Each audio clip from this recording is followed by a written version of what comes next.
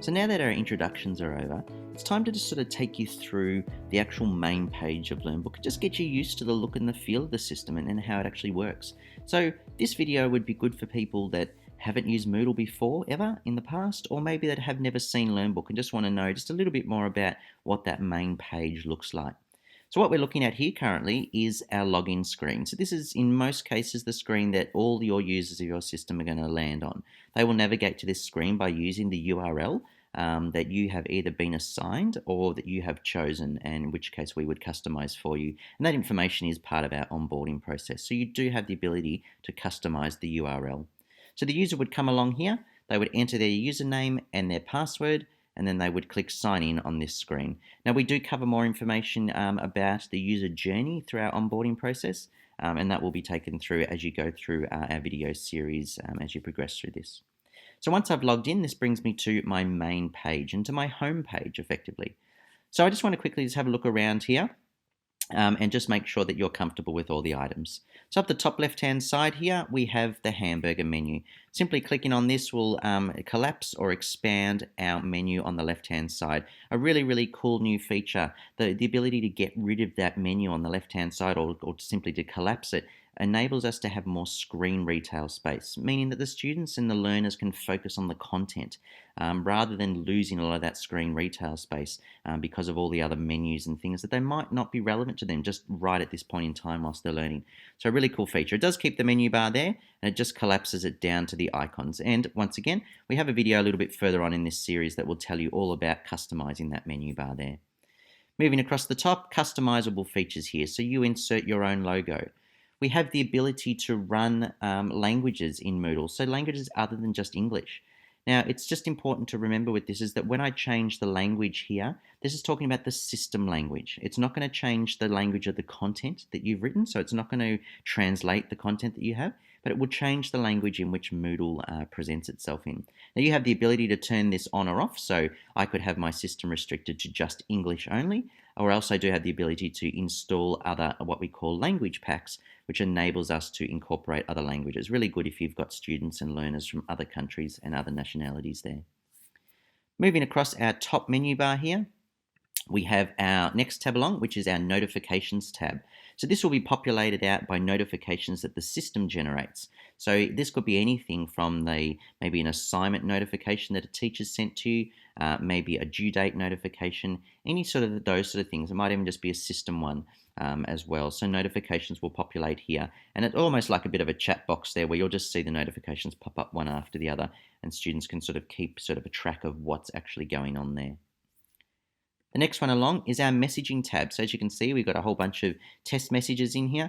And this is basically any messages between users within the system. So it might be a teacher messaging the student to let them know about an extension that was granted or something like that through the system. It might also be users contacting each other by clicking on the new message. So you might search for a fellow peer member or a group member that you're working on in a particular course, and you want to send them a message. So that will then pop up here and we can view those messages. And this sort of becomes a bit more like what you might see on Facebook Messenger or something like that, a bit more of an instant chat option there. On the far right hand side is our typical sort of user profile area. So this is dealing with that particular user that you're logged in as. So it's looking at your name, so to be presenting your user's name, potentially a profile picture if you've uploaded one, and then a little drop down here. So in these options, we have the ability to navigate back to home. So home is the page that we're on now.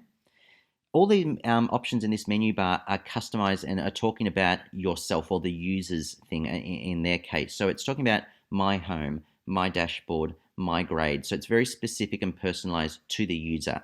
It's not the place that you would go as a teacher to view all the students' grades. It's literally just looking at your grades. So this is a feature that the students will go to a lot.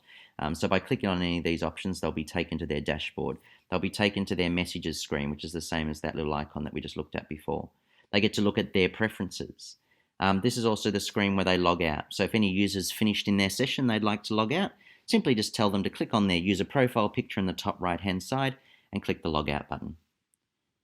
Lastly, in this list, depending on the profile in which you're signed into the system as, you have a switch role to option. So in the case of students and those sort of things, they don't have a switch role option, but as admins or teaching staff, we do have the ability to switch a role to any lesser role than that of what we currently hold.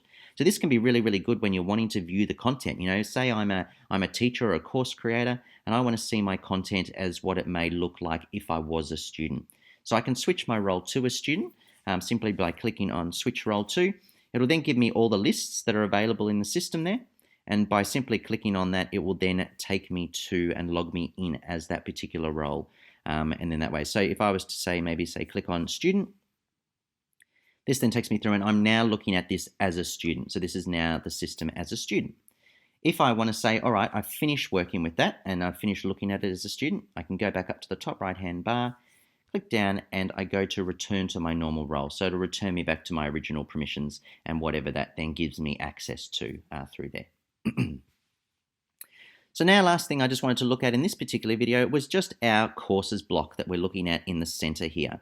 So we've got the orange menu bar across the top here. And what we're currently, so the current default tab when we log into Moodle is looking at the My Courses tab.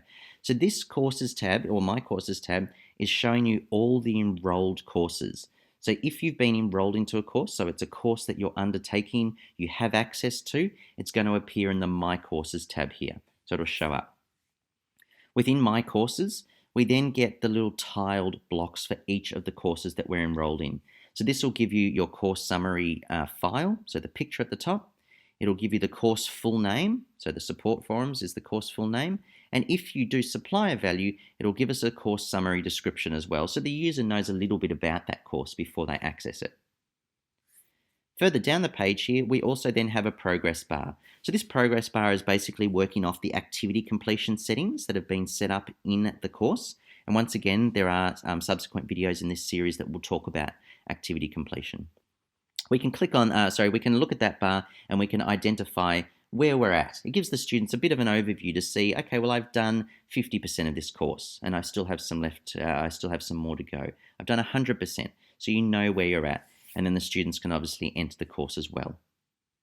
Depending on your role, not every user will see these icons down the bottom here. So students, for example, won't be able to see things like deleting the course, editing the course. They won't have these icons at all. But because we're holding administrator permissions, we get all these abilities to enroll people, to set up enrollment methods, to delete the course, to edit the course. So we have those options through the bottom here. Moving across here, we have the course catalog. So the course catalog is basically a list of all the courses that may be available to that particular user within this system. So it sets out a whole heap. Now, some of the courses within a course catalog might have self-enrollment turned on so that a user can actually self-enroll into that course from the catalog. Maybe it might be something that they would need to request access to self-enroll. Or maybe it's just because they want to see what's coming up and what options they will have maybe in the next teaching period. Whatever it is, just depends on how your organization runs. The last out of the three items is completed courses. So basically what will happen here is that when you achieve course completion in one of the My Courses, so in a course that you have been undertaking, when you achieve course completion, it will then set the course to completed. So it will remove itself from My Courses and place it in the Completed Courses tab.